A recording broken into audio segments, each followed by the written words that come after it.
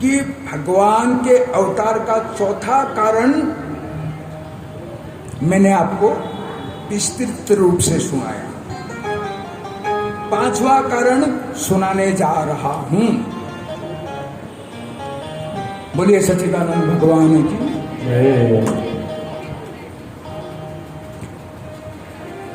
रावण का जन्म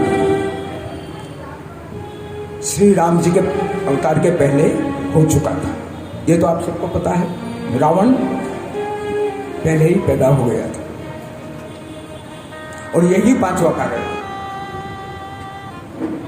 माता पिता के आचरण, आसपास का वातावरण और संगति, ये तीनों मुख्य रूप से जिम्मेदार है जो एक व्यक्ति को अच्छा या बुरा बनाए।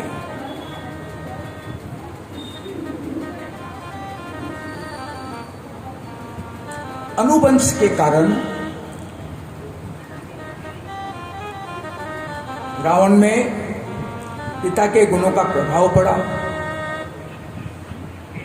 पिता के गुणों का प्रभाव पड़ा मतलब ब्राह्मण थे तो ब्राह्मणत्व उसका प्रभाव पड़ा।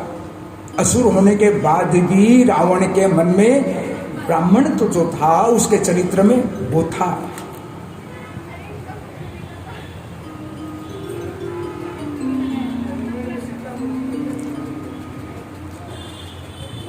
लेकिन जैसे ही रावण ने अपने मातृका संस्कार को अपनाया वो असुर बन गया। जब तक अपने पिता के संस्कार में था तब तक वो असुर नहीं था। कौन है रावण की माता? कैकसी। तो उसके गुणों का जब लिया, अब मैं आपको एक बात बताऊं, हम लोग कैकई की बहुत बड़ाई करते हैं ना, कैकई कि कैकई ने बहुत अच्छा काम किया, भगवान को 14 बरस भेज दिया। अगर कैकई अगर वो वर नहीं मांगती तो भगवान वनवास नहीं जाते। ठीक है, ये हमारी सोच है, लेकिन कैकई किसी भी रूप से प्रशंसा के लायक नहीं है। क्यों? अपने माता पिता के संस्कार के कारण। कैकई के माता पिता कैकई देश महाहठीले, महाभ्रष्टाचारी पिता थे। कैकई को वही संस्कार मिले। राजा दशरथ के साथ युद्ध करने गई, कौशल्या तो नहीं गई।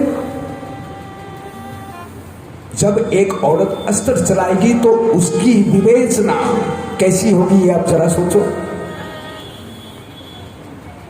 स्त्री तो ममता की मूर्त होती है। स्त्री कभी भी हाथ में हथियार नहीं ले सकती, और जिस दिन हथियार ले लेगी तब वो स्त्री नहीं रहेगी। क्या बन जाएगी? वो काली। फिर वो नारीत्व के जो असली स्वरूप उसमें वापस नहीं आ सकती। काली वापस पार्वती नहीं बने।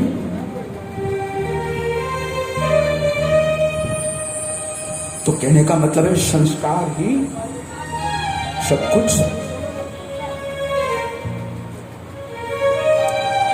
तो यहां प्रताप भानु की कथा आती है। पांचवा कारण प्रताप भानु की कथा आती है। प्रताप भानु बहुत संस्कारी, धार्मिक राजा थे और सारे आसपास के राजाओं को हराते हुए उन्होंने अपना आधिपत्य विस्तार किया।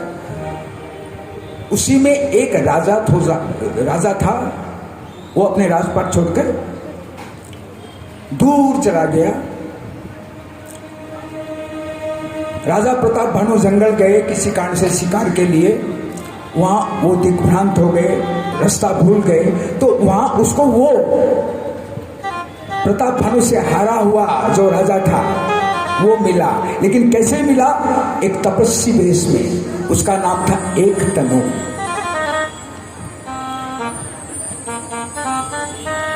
बड़ी सुंदर सुंदर बातें कही एक तनु ने प्रताप भानु को। प्यासा थे, प्यास लगी हुई थी। प्रताप भानु को इसने पानी पिलाया। तपस्वी वेश देखकर प्रताप भानु ने नमस्कार किया, उनकी बातें सुनी। देखो, एक तनु को यह पता था कि प्रताप भानु को मैं जीवन में कभी हरा नहीं सकता। अगर प्रताप भानु को मुझे हराना है तो मेरे पास एक ही अस्त्र है, अगर किसी भी तरह से इसको ब्राह्मणों का अभिश्राप मिल जाए तो ये खत्म हो जाए। आगे बहुत लंबी चौड़ी कथा है। प्रताप भानु पूरी तरह से एक तनु उस नकली तपस्वी के नियंत्रण में आ गए। आगे एक तनु ने प्रताप भानु को कहा कि तुम एक विशाल आयोजन करो और संसार के जितने ब्राह्मण हैं उनको बुलाओ।